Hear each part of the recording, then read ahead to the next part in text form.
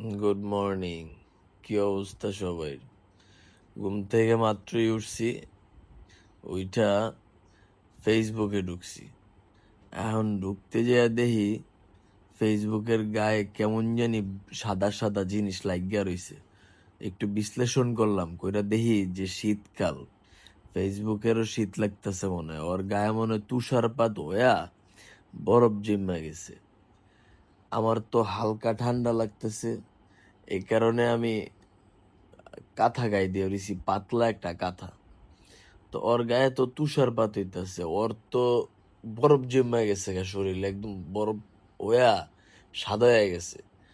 তাহলে আমগো উচিত না ওর সহযোগিতা করা, ডক্টর মোহাম্মদ ইউনুস রে লয়া ওর কাছে গিয়া কয়টা কম্বল দিয়ামু আমরা। এখন আমি নয় তবে একটা কম্বল দিলাম, আপনারা কারা কারা কম্বল দিবেন আমারে কমেন্টে জানায়া দেন, তাইলে মোট কয়টা কম্বল হইলো ওই কয়টা নিয়েই ফেসবুকের গায়ে চাপা দিয়া বরফ গলায় ওরে গরম বানাই দিমু।